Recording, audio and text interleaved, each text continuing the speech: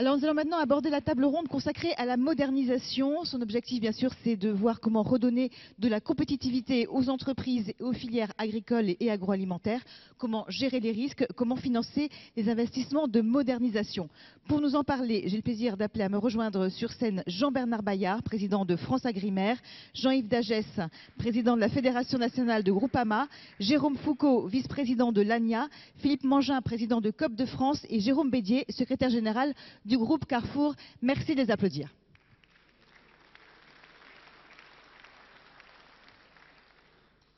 Voilà, messieurs, merci de vous installer. Pendant que vous vous installez, quelques chiffres très rapidement sur le potentiel très important de la France en matière agricole, agroalimentaire. Première agriculture européenne, premier exportateur mondial de semences agricoles. Le secteur agroalimentaire en termes de chiffre d'affaires est au deuxième rang après l'aéronautique, mais c'est également un secteur en perte de compétitivité depuis plusieurs années, puisque, vous le savez, l'excédent commercial se réduit, donc le secteur perd des parts de marché à l'export. La France a rétrogradé, se situe à la 5e place derrière l'Allemagne en matière d'exportation agricole.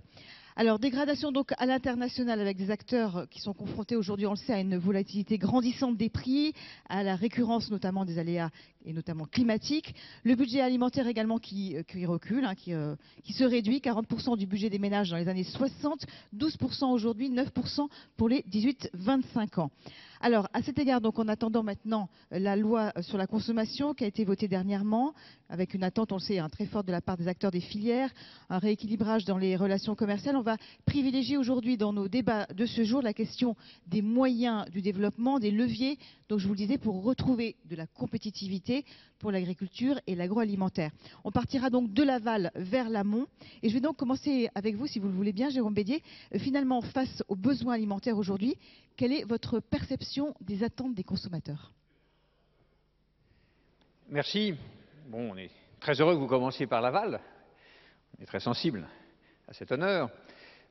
Le consommateur, bon, depuis toujours, on dit que le consommateur, il se détermine très simplement en fonction de 3 choses, le choix, le prix et la proximité.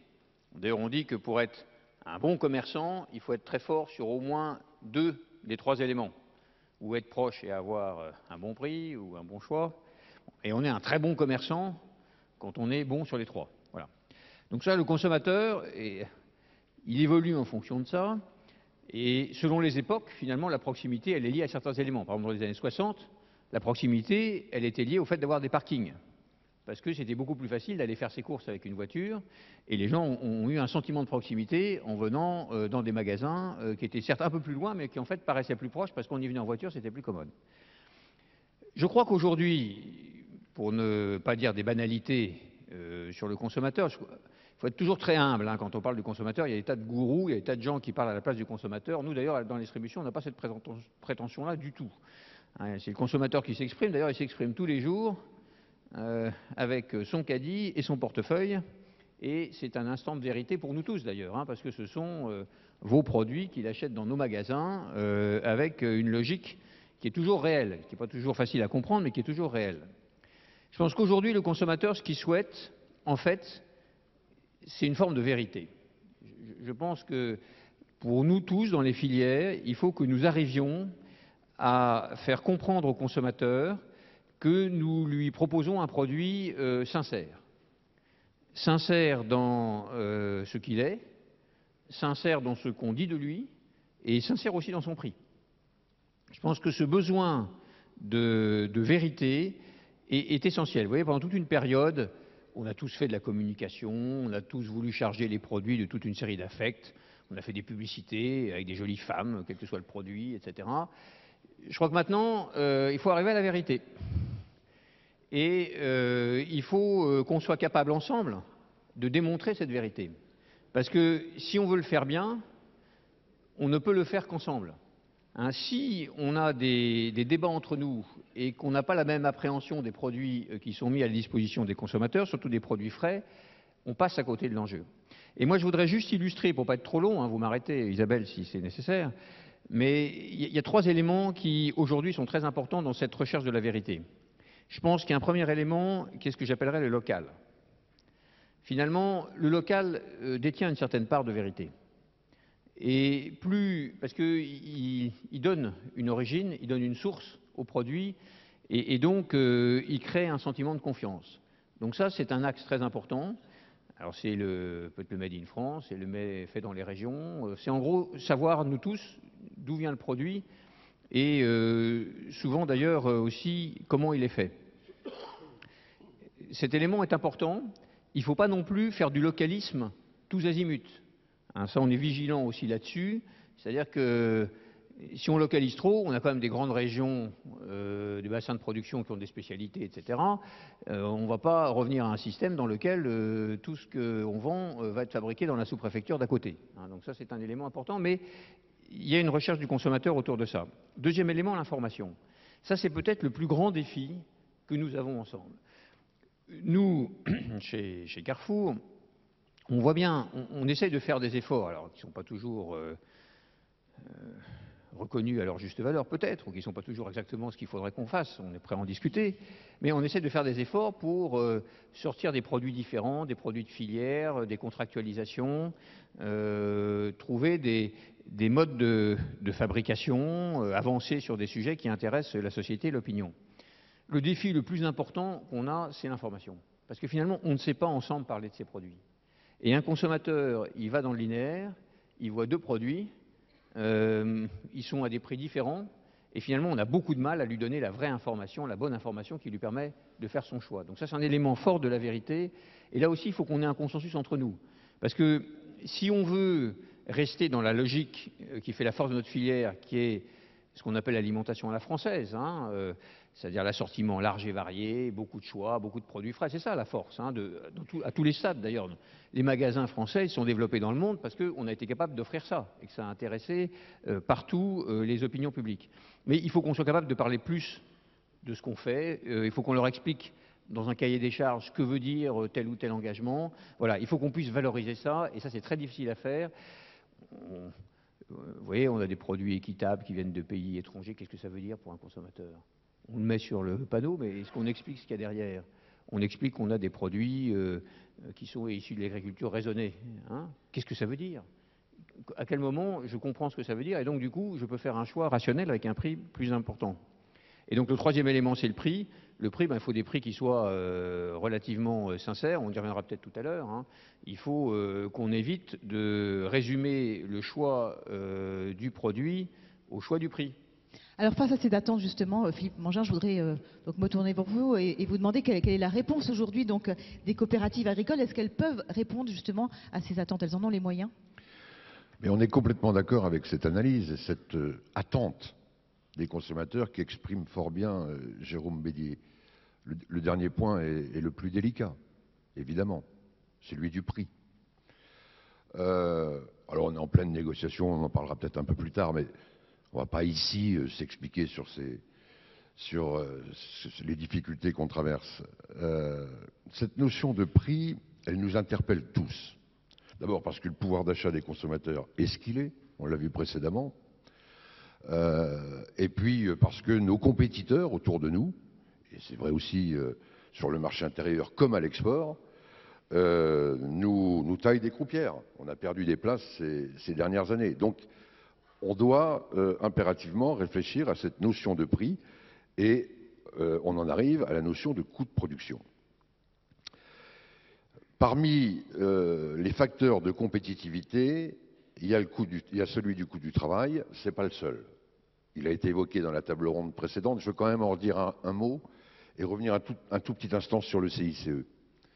Le patron de la Poste, hier, présentait ses résultats, 650 millions d'euros, je crois à peu près, et avouait, se vantait même, à juste titre, que la moitié de ce résultat provenait du CICE. Plus de 300 millions d'euros. La moitié. Et c'est sans doute utile pour la Poste. Hein. Moi, je ne veux surtout pas le remettre en cause. Je rappelle simplement que pour le secteur des coopératives agricoles, qui sont confrontés, mais véritablement confrontés au problème du coût du travail, c'est 120 millions d'euros dont il est question.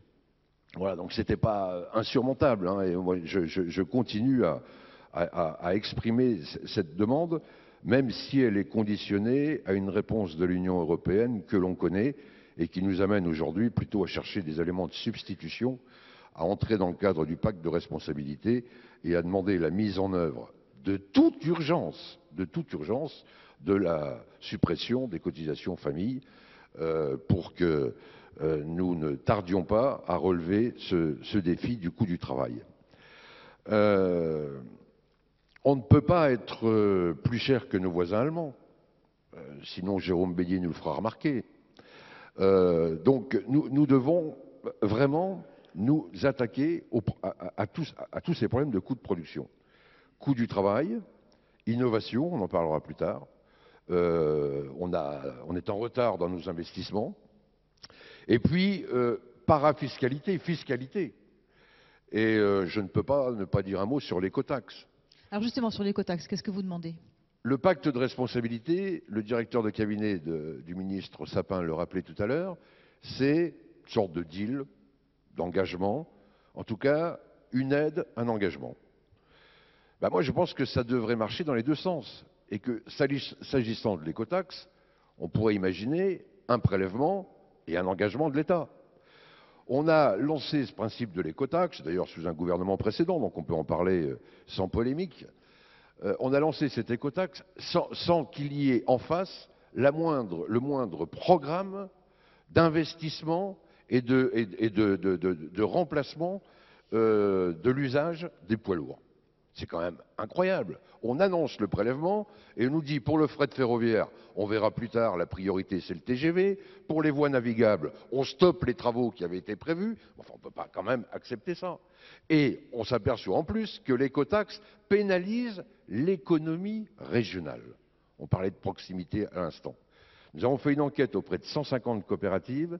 Elles nous répondent que plus de 70% des livraisons et des transports se font dans un rayon de moins de 200 km. Moins de 200 km. Et plus de 70%. Et c'est cette économie-là, ce sont ces transports-là qui étaient d'abord visés par l'écotaxe. Donc il faut revoir complètement l'équation, revoir les modalités pour au contraire préserver l'économie régionale. Vraiment. Encore qu'on réfléchisse sur les transports transversaux et en contrepartie, nous travaillons sur un véritable programme de modernisation de nos infrastructures et notamment en substitution, quand c'est possible, au transport routier. Alors justement, à propos de l'écotaxe, je propose de regarder un reportage concernant donc ce sujet.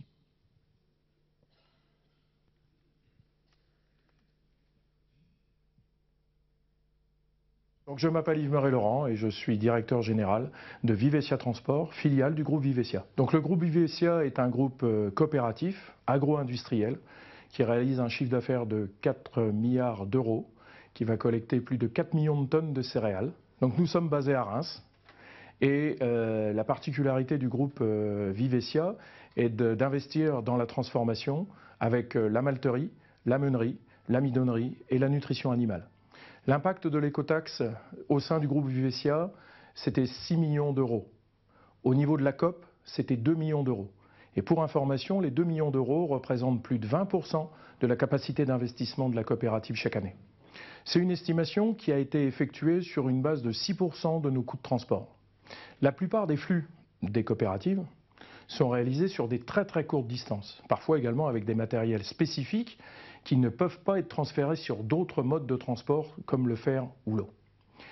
La problématique est qu'aujourd'hui, les véhicules qui transportent ces marchandises vont le faire sur des courtes distances et vont être taxés, et ça va pénaliser énormément la compétitivité de nos entreprises régionales par rapport à des flux plus nationaux ou des transits internationaux.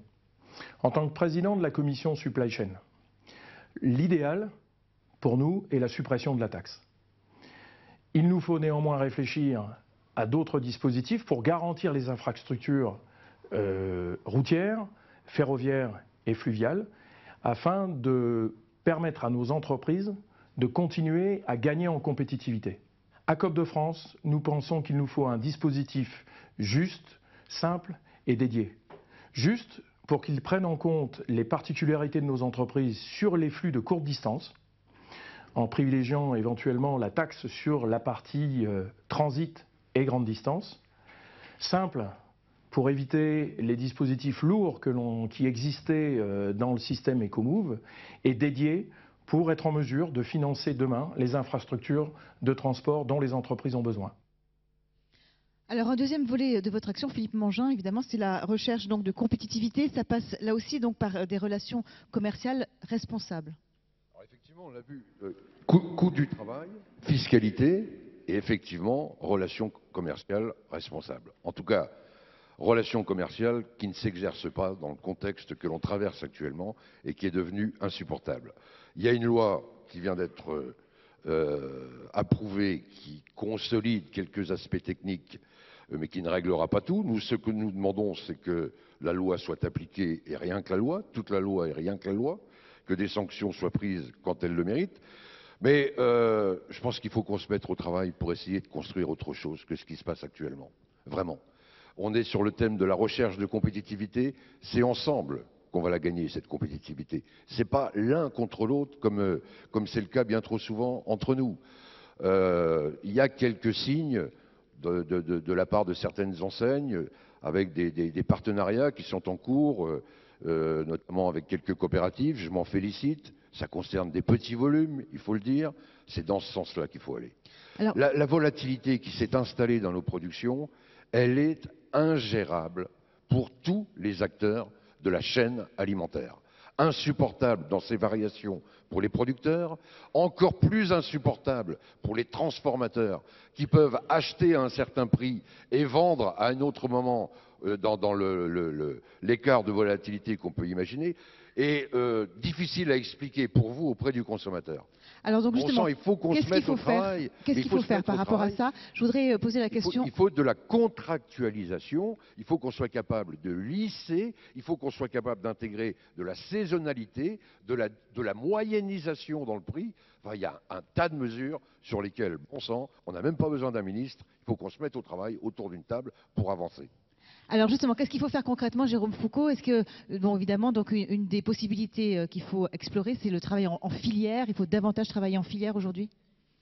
Tout à fait, merci. Écoutez, je m'inscris parfaitement dans ce que vient de dire Philippe Mangin. Rappelez d'abord que les industries alimentaires transforment les 3/4 de la production agricole française, que les 13 000 entreprises de l'ANIA sont pour 95% d'entre elles des PME. Et qui sont présentes sur l'ensemble des territoires. Autant dire que le lien avec l'agriculture est direct et, oserais-je dire, charnel. Plus que jamais, effectivement, je crois qu'il est temps de travailler en filière. La mondialisation nous impose de nous entendre dans une logique de co-construction. À ce titre, l'ANIA s'est engagée aux côtés de COP de France et d'autres acteurs dans le contrat de filière alimentaire, le comité stratégique de filière alimentaire, dans lequel nous essayons de promouvoir un certain nombre de mesures, et notamment le label Relations fournisseurs responsables, pour lequel nous essayons de travailler avec l'ensemble des acteurs, que ce soit l'amont agricole, la transformation, et j'espère bientôt l'ensemble des distributeurs, à commencer par Carrefour, M. Bédier, pour eh bien, trouver la sincérité dont vous parliez dans les prix et surtout le juste prix qui permettrait de rémunérer correctement l'ensemble des acteurs de la filière, de l'amont agricole jusqu'à la transformation et à l'aval, bien sûr, qui a besoin, elle aussi, d'innover, de développer et de continuer à servir le consommateur. Jean-Yves Dagès, ce travail en filière, il est également primordial pour vous aujourd'hui?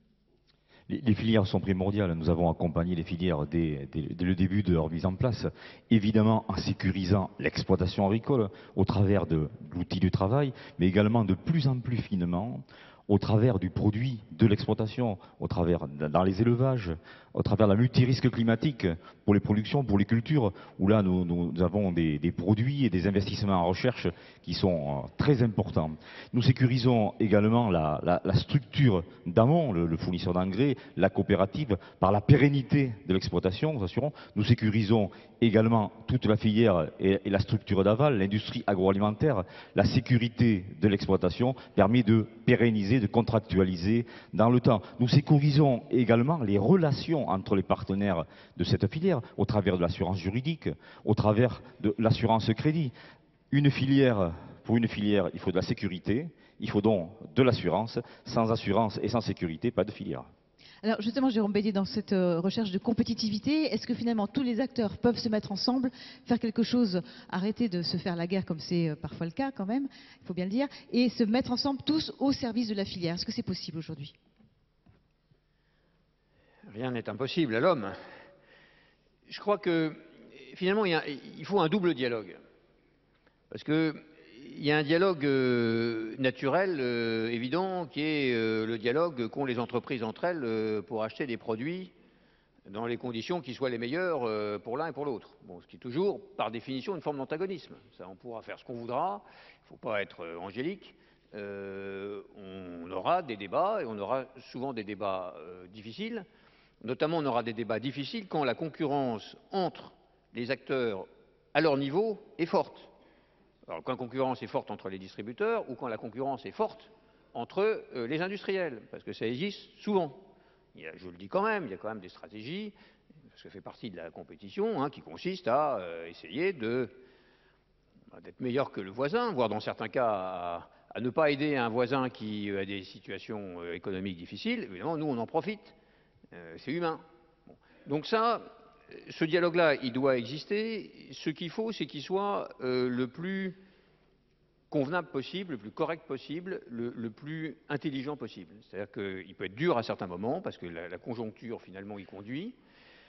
Nous, il y a un point auquel on est très vigilant pour les produits frais, c'est le principe de préférence française. Hein, ça, c'est le point sur lequel nous donnons des consignes très fortes à nos acheteurs. Et puis, après, il faut qu'il y ait un débat de bonne qualité. Il ne s'agit pas d'aller faire des menaces, d'aller raconter des trucs, d'utiliser des situations conjoncturelles, par exemple quand les producteurs sont en difficulté, pour essayer de faire des pressions, soit du côté de l'industrie d'ailleurs, soit du côté de la distribution. Enfin bref, il y a une forme, je dirais, de correction du débat. Ça, c'est le premier dialogue. Mais ce dont on a besoin maintenant, c'est ce que j'appellerais le deuxième dialogue.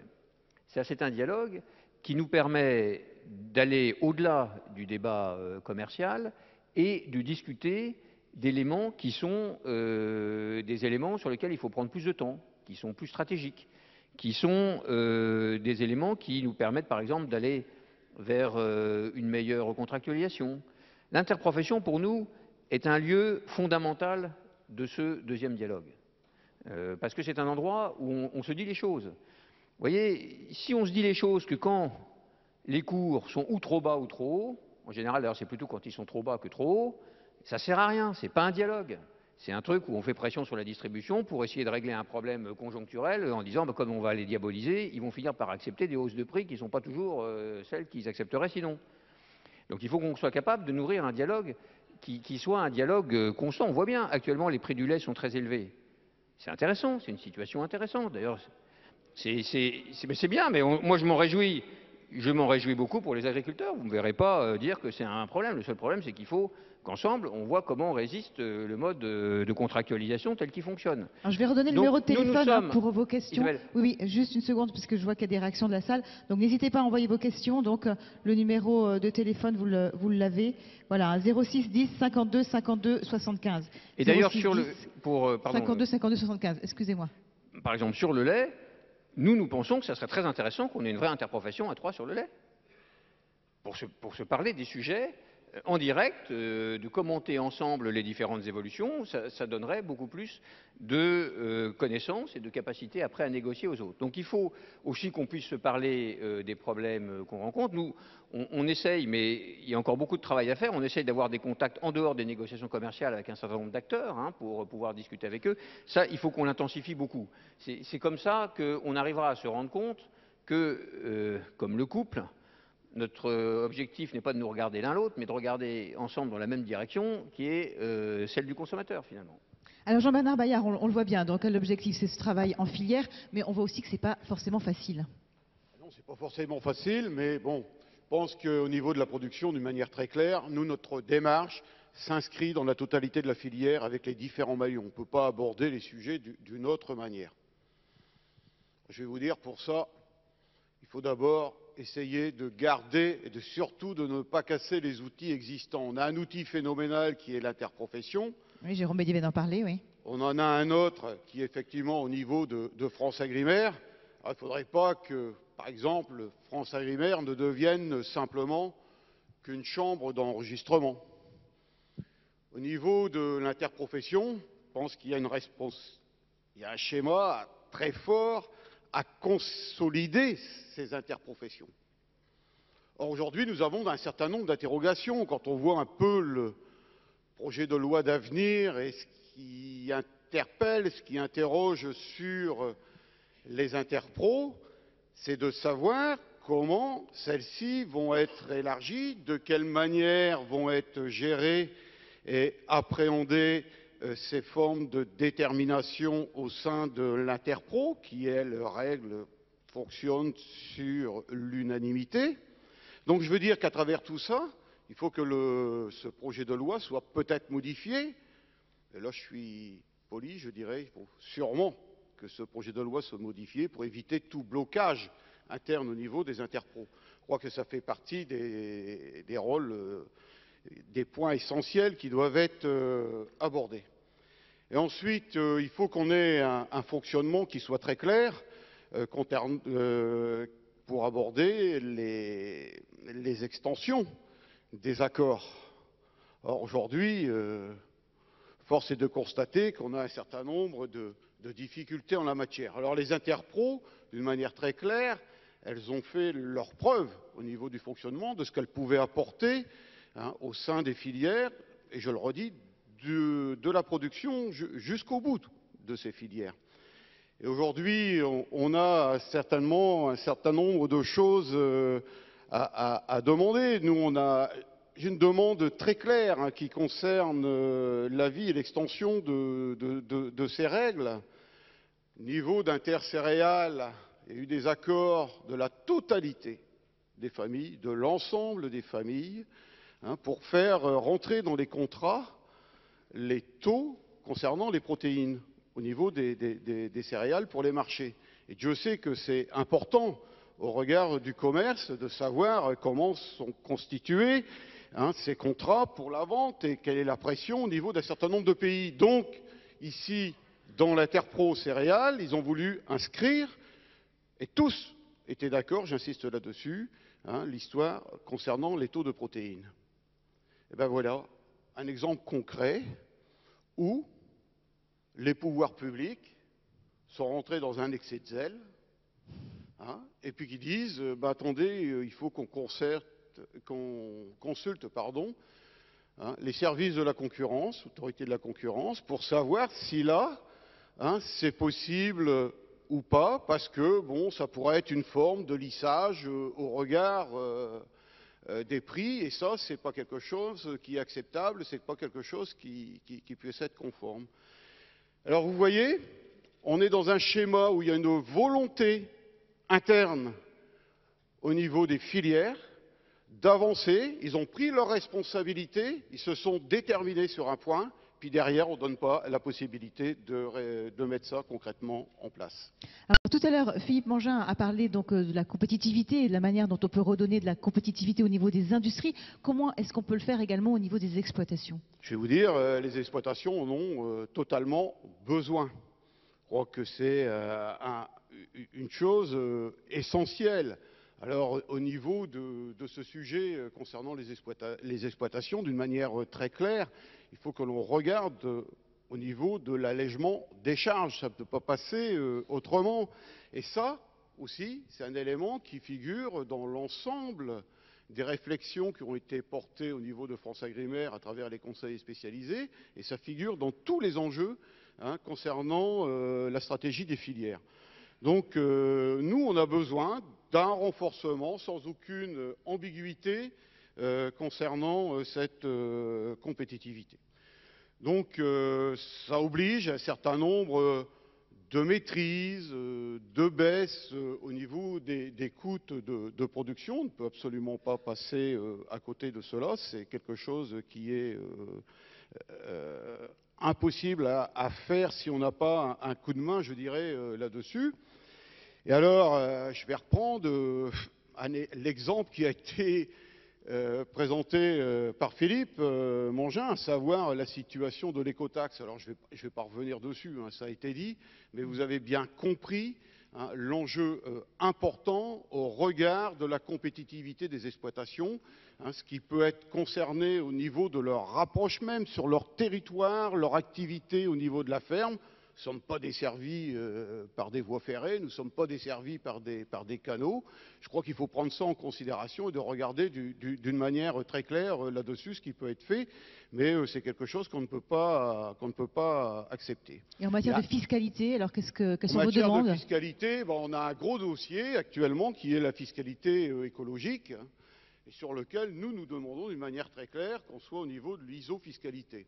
Or, à chaque fois, dans tous les débats qui concernent ce sujet, on aborde la fiscalité écologique en nous disant « Oh là là là là, au niveau français, vous êtes dans les plus bas au regard de ce qui se passe dans les autres pays. » Et à chaque fois, on oublie de regarder les prélèvements obligatoires. Et nous, on veut bien, et nous sommes d'accord pour évoluer sur ce type de dossier, mais à condition qu'on prenne en réflexion la globalité de la fiscalité. Je crois que c'est un point essentiel. Parlez bien dans le micro, excusez-moi. Pardon ? Parlez bien dans le micro. Et d'autres dernières demandes alors, parmi les demandes que vous faites aujourd'hui ? Si vous voulez, sur cette fiscalité, on a aussi d'autres points. Il va falloir être prudent concernant sur la contribution climat-énergie. Il va falloir regarder comment ces points-là évoluent. Il faut regarder aussi à la situation des énergies qui viennent de la biomasse. Là, il y a un gros point d'interrogation parce qu'elles sont pas... On ne peut pas rester dans ce qui est évoqué actuellement. Et puis, je crois que d'une manière très claire, un gros point d'interrogation qui existe aujourd'hui et qui va demander une vigilance extrême, c'est les sujets autour des redevances de pollution diffuse.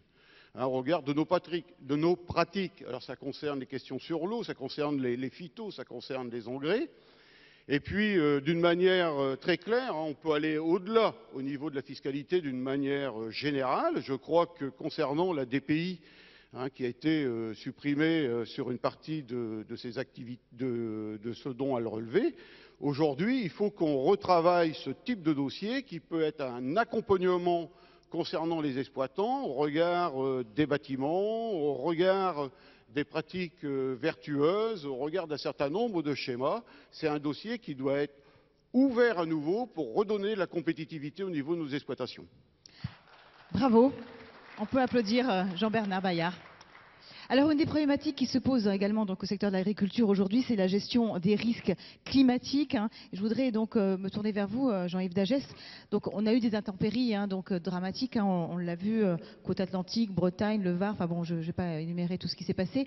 Qu'est-ce qu'il faut faire donc justement là-dessus en matière de gestion des risques, de prévention? Alors, on peut faire des choses d'abord bien simples. Quand vous avez un sinistre, vous avez deux possibilités. La première, c'est de l'éviter en amont. La seconde, c'est l'obligation de réparer ce sinistre. Alors l'éviter, on voit par exemple en Bretagne, dans notre région, des inondations aujourd'hui. Il aurait été quelque part un peu plus judicieux de permettre à l'agriculture de créer des réserves, des lacs collinaires, pour stocker cette eau qui va se faire saler dans l'océan. Plutôt que faire des dégâts dans les villes, il aurait été plus judicieux de permettre aux agriculteurs d'entretenir les fossés, les ruisseaux et autres, plutôt que voir leur culture se dégrader. Bravo. C'est la première des choses, et il me semble que là, il faudrait tout juste, un minimum de courage politique, parce qu'on prive les agriculteurs des moyens de prévention pour arbitrer aujourd'hui entre, d'un côté, des réglementations absurdes soutenues par des groupes doctrinaires et, de l'autre côté, un peu de bon sens.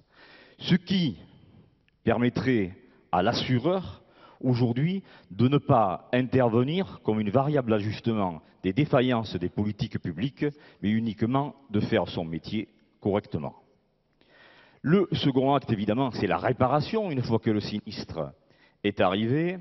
Et là, évidemment, nous travaillons d'abord à la qualité du contrat, à la qualité de nos partenaires et agents dans le cadre de la discussion avec celui qui signe le contrat pour appréhender l'ensemble du risque et permettre de couvrir tous les risques de l'exploitation. Et dans l'indemnisation des dégâts, nous devons évidemment aller vite, avoir une politique d'expertise très pointue, un suivi des réparations, pas uniquement des dégâts, mais également des pertes d'exploitation, fournir également de la réparation en nature, ce qui est assez nouveau, et être rapide, ce que nous faisons, je pense, assez bien. Alors, il y a des dispositifs d'assurance récolte qui existent déjà. Est-ce qu'il faut les renforcer? Enfin, qu'est-ce qu'il faut faire par rapport à ça? Les dispositifs d'assurance récolte existent déjà. Évidemment qu'il faut les renforcer, mais surtout mutualiser le risque sur les territoires, c'est-à-dire en obtenir une diffusion un petit peu plus large. Et également inscrire la multirisque climatique dans une palette d'outils dans laquelle on a un premier niveau, qui est le niveau d'auto-assurance. Et là, ce niveau d'auto-assurance, il est assuré par la DPA, la dotation pour aléas, qui est une épargne défiscalisée. Et là, aujourd'hui, elle n'est plus adaptée. La fiscalité là, n'est plus adaptée. Les plafonds ne sont pas adaptés aux structures d'exploitation. Ce dont on doit tous avoir conscience, c'est que cette couverture multirisque climatique est nécessaire. Cette année, plus de la moitié des contrats ont dû intervenir avec un niveau de réparation sans précédent. Sans précédent. Donc c'est absolument nécessaire pour sécuriser les filières. Et nous renouvelons notre engagement auprès des agriculteurs pour maintenir notre offre. Mais nous avons besoin demain davantage de soutien de l'État. Et alors en cas de sinistre exceptionnel, qu'est-ce qu'on pourrait envisager? Quelles sont les mesures qu'il faudrait mettre en place? Alors, pour des sinistres plus exceptionnels, évidemment faire en sorte que tout le monde soit assuré, que toutes les filières soient assurées, pour ne pas subir ce qui pourrait être un séisme qui serait ressenti par les filières d'amont et par les filières d'aval. Il faut généraliser cette garantie et nous nous sommes mis autour d'une table, d'ailleurs à l'initiative que je salue du ministre de l'Agriculture, à la fois la profession, à la fois les assureurs, également l'ensemble des acteurs de la filière avec le pouvoir public pour réfléchir à ce que peut être cette couverture. Et nous avons envisagé ensemble qu'elle puisse être une couverture coup dur, avec une franchise, un outil assurantiel dans une palette d'outils. Mais il faut, pour que ce puisse être diffusé et que ce soit périn, que le prix en soit acceptable. Pour qu'il soit acceptable, il faut à la fois une subvention de l'État, une subvention qui ne soit pas un coup de pouce ponctuel, mais qui soit assurée dans le temps. Il faut que nous soyons assurés de la pérennité de ce soutien. Et il faut également, pour que l'ensemble de la ferme France puisse être ouverte, il faut une capacité de réassurance, à la fois publique et privée, et un engagement de l'État là-dessus. Alors Nancy m'a remonté donc vos commentaires, vos réactions, vos questions. De nombreuses réactions sur l'intervention donc de Jérôme Bédier sur l'information sur les produits. Donc ça a beaucoup tweeté là-dessus. Donc pour éviter le choix uniquement par le prix. Donc beaucoup de réactions là-dessus. Également l'actualité laitière qui vous fait réagir aujourd'hui. Donc les transformateurs, la distribution, donc qui se renvoient la balle sur cette évolution du prix. Et puis alors j'ai deux questions. Alors on va voir si on répond aussi aux commentaires, mais j'ai deux questions. Donc on va peut-être commencer par traiter d'abord les questions. La concurrence entre les enseignes responsables de la baisse des prix est-elle aussi forte dans nos pays voisins? Et puis pourquoi la distribution reste sourde à la répercussion des hausses de coûts de production? Peut-être commencer par celle-là d'ailleurs, par la dernière. D'abord, je voudrais dire qu'on ne reste pas sourd. Et si on reprend... Non, je le dis de manière très nette. Nous sommes très attentifs à ce qui se passe et je parle sous le contrôle de M. Garot qui est là. L'année dernière, quand il y a eu les questions sur le prix, je peux vous dire que nous avons été quelques-uns à nous engager directement pour trouver une solution à ce conflit. Et j'en profite pour redire à nouveau qu'il nous paraît indispensable qu'on puisse discuter en amont de ces questions avant d'arriver à des médiations publiques et pour ça qu'on ait un dialogue interprofessionnel qui puisse fonctionner. Je vous le dis d'ailleurs aussi, cher Jérôme, puisque l'initiative dont vous parlez est une initiative qui, pour l'instant, n'est pas ouverte à la distribution, ce dialogue de filière. Je pense qu'il serait intéressant qu'il soit ouvert à la distribution. Et nous sommes pour cette approche qui soit contractuelle.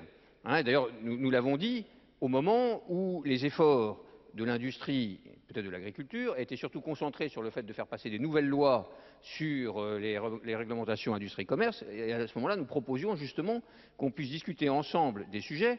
Nous avons déjà la CEPC, la commission d'examen des pratiques commerciales, dont c'est l'objet. Nous sommes très favorables à ce dialogue direct. C'est celui-là qui nous permettra d'avancer. Bon. Sur les prix, Sur les prix, moi je vais vous dire la vérité, la France est un pays dans lequel il y a un débat beaucoup plus fort qu'ailleurs sur les prix. Je pense qu'on a une distribution plus concurrentielle en France que dans les autres pays, et surtout, on a créé une espèce de névrose dans le débat public sur la question des prix. Je veux dire, on a résumé tout le débat de l'évolution de nos filières à la question des prix. Les prix aux consommateurs, mais d'ailleurs aussi les prix à tous les niveaux de la filière, puisqu'on passe de débat en débat, d'interpellation publique en interpellation publique sur ces sujets des prix. Donc on ne parle que du prix, c'est certain. Et il faut qu'on sorte de ça, parce que le low cost systématique est l'inverse de ce qu'est l'agriculture française et de ce qu'il y a d'ailleurs comme produit dans nos magasins. Donc il faut qu'on soit capable ensemble de traiter ces questions, je dirais, dans la Chambre, éventuellement, si la Chambre s'appelle interprofession, pourquoi pas, et puis après, on décline, et puis les entreprises négocient, et qu'on évite de pousser un débat public trop fort. Nous l'avons dit, nous avons d'ailleurs publiquement dit que la guerre des prix amenait, la guerre des prix systématique, c'est la volonté de faire du low cost pour du low cost, amenait à un tas de cendres, et nous étions contre. Et nous le disons d'autant plus clairement que c'est le grand sujet de communication de la distribution et qui nous est d'une certaine façon imposé, ça je le dis. C'est-à-dire que nous ne pouvons pas laisser, je parle pour Carrefour là pour l'instant, nous ne pouvons pas laisser des grands concurrents dire partout qu'ils sont meilleurs en prix, l'affirmer et tenter de nous couper de notre lien avec nos consommateurs sur ce terrain-là. Nous ne pouvons pas les laisser faire. Je peux vous dire qu'on a mis 2 ans avant d'aller sur les comparateurs de prix. On a mis 2 ans. On est allé voir l'administration, d'ailleurs on leur a dit mais vous ne pouvez pas laisser faire un truc pareil. Tout le monde sait ce que c'est que des comparateurs de prix. C'est un système qui permet à chacun de dire qu'il est moins cher que le voisin. C'est assez simple, on choisit des produits à des périodes, des magasins, etc. Et puis on y va. Bon, d'ailleurs vous voyez les publicités aujourd'hui, tout le monde est 5%, 6%, 7% moins cher que son voisin. Bon. Ce système-là, nous ne l'approuvons pas. Mais malheureusement, dans le débat tel qu'il est, vous avez vu que Carrefour a quand même eu quelques difficultés dans son activité. Alors que je rencontre souvent des patrons de PME qui nous disent tout ça. Ils nous disent mais Carrefour était mon premier client. C'est avec Carrefour qu'on a démarré. On a fait plein de trucs ensemble. Et maintenant, ça marche moins bien. Bon, donc on est obligé de se battre sur ce terrain des prix. Mais si ensemble, collectivement, on peut faire passer le message que l'avenir, il n'est pas là. Il faut certes qu'il y ait des prix justes, qu'il y ait des prix compétitifs, que nos concitoyens qui ont un pouvoir d'achat limité trouvent leurs solutions dans nos magasins, mais il faut qu'on puisse développer des discours positifs autour du reste. D'ailleurs, je salue certaines déclarations récentes où il semble que certains qui professaient à fond le prix le plus bas commencent à dire que le reste compte aussi. Mais ce point-là est vraiment très important et c'est ça qui nous permettra de déployer l'information dont on parlait tout à l'heure sur des offres différentes. Voilà. Jérôme Foucault, donc un mot également donc, de réponse. Oui.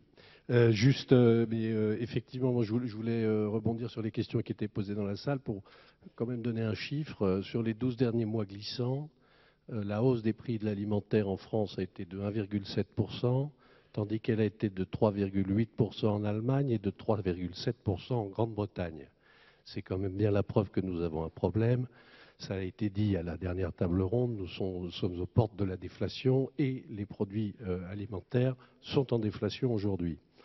Alors bien sûr, il ne s'agit pas, cher Jérôme, de fustiger ici la maison Carrefour, puisqu'elle est la seule représentante de la distribution et que, vous l'avez dit vous-même, la compétition entre les distributeurs est aujourd'hui sacrément vive. Il n'en reste pas moins que, pour ce qui concerne l'industrie alimentaire, ce n'est pas tant le prix qui nous intéresse, mais le juste prix qui nous permette de restaurer des marges à dessein d'investir, d'innover, de servir le consommateur, de créer de la valeur. L'industrie est capitovore, elle a besoin d'investir, mais elle investit très lourd, donc elle a besoin aussi de marge pour sécuriser ses investissements. Voilà. Sur l'actualité laitière, est-ce que donc l'un d'entre vous a une réaction par rapport donc l'actualité laitière qui fait réagir notre auditoire, les transformateurs et la distribution qui se renvoient la balle sur l'évolution des prix. Jean-Bernard peut-être, oui. Oui, moi j'ai bien entendu la discussion qui existait entre le secteur de la distribution et celui de la transformation. N'oublions pas qu'au départ il y a des producteurs Ils doivent être pris en considération dans ces discussions. On ne peut pas continuer le schéma dans lequel nous sommes actuellement. Ça fait partie de l'économie, mais il y a d'autres points qui sont concernés également, c'est la vie des territoires. Et ça, par rapport à ça, nous sommes tous concernés par cette problématique. Juste un mot que j'ai oublié de dire, je ne peux pas vous laisser dire que la distribution n'a pas été invitée dans le cadre du comité stratégique de filière et des discussions autour du label Relations fournisseurs responsables. En tout cas, j'entends qu'aujourd'hui vous êtes candidat. Voilà, donc l'engagement est pris, voilà, c'est ça. Ça sert à ça, ce genre de réunion. Je voudrais dire juste deux choses, sans entrer dans le fond du débat. La première, c'est que la position, je pense, de l'ensemble de la distribution constante est de dire que nous acceptons les hausses de prix qui sont justifiées à l'euro par l'augmentation du revenu des producteurs. Nous l'avons redit l'année dernière, c'est comme ça qu'on a trouvé une issue à la crise, et c'est une position constante que nous avons. Bon. La deuxième chose que je voudrais dire, c'est que on a un système de négociation qui est compliqué, c'est-à-dire que en ayant une négociation qui, en plus d'ailleurs, coïncide avec le salon de l'agriculture, mais qui surtout fait qu'on est obligé de faire toutes les négociations de toutes les entreprises au même moment, on crée une forme de rigidité. Et là, on est dans les derniers jours de la négociation, donc on se retrouve dans la période qui est effectivement la période la plus tendue, mais il nous semble que... Bon, je vais m'arrêter là. Alors, je pense qu'on va bientôt conclure cette table ronde. On a la présence du ministre qui est là, Guillaume Garot, donc ministre délégué en charge de l'agroalimentaire. Un mot quand même, messieurs. Donc, je vous demande un peu d'attention, s'il vous plaît, dans la salle. Je vois effectivement qu'il y a beaucoup de réactions.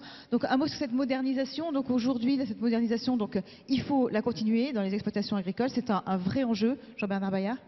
Oui, je dirais qu'il nous faut beaucoup d'innovation. Nous sommes entièrement d'accord avec les propos qui ont été tenus par le président de la République. Moi, quand j'ai entendu les discussions lors de la conférence de presse, je pensais même à un moment que c'était Xavier Bolin qui s'est exprimé. Donc, produire plus et produire mieux. Donc, nous sommes bien d'accord pour ça. Mais pour ça, il nous faut de l'innovation. Pour ça, il faut avancer.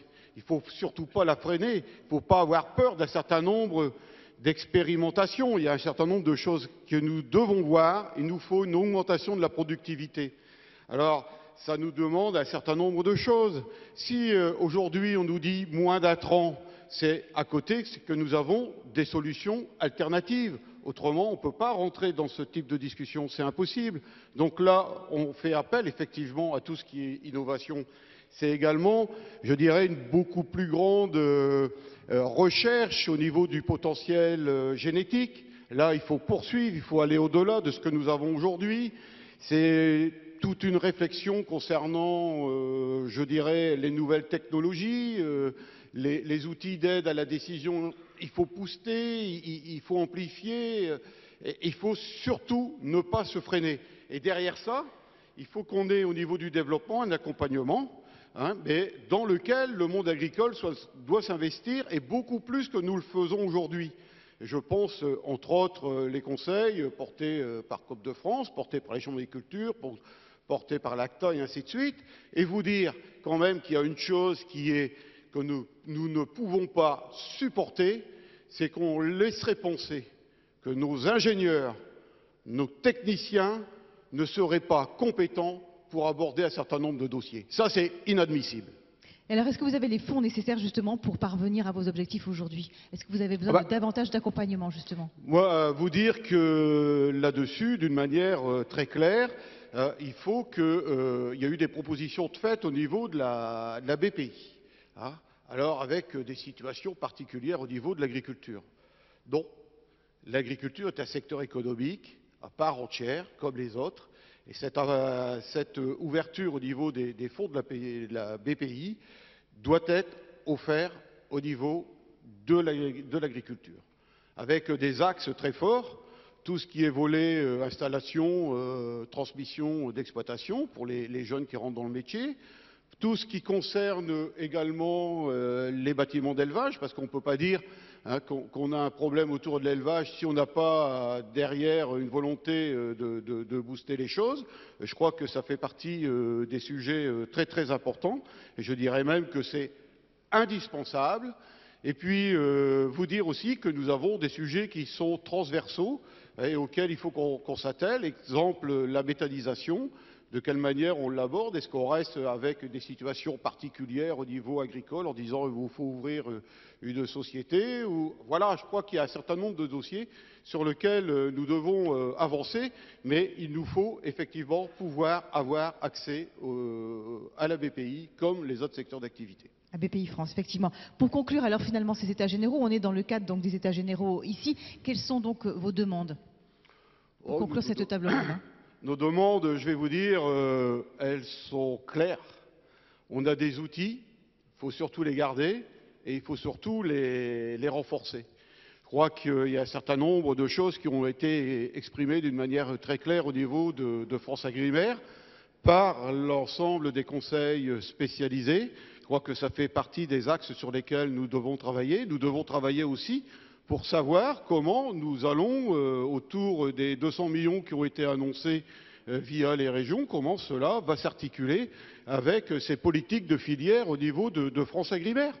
Je crois que ça fait partie des interrogations. Moi, j'ai la conviction que dans la situation dans laquelle nous sommes aujourd'hui, il faut utiliser tous les outils publics et privés qui peuvent exister.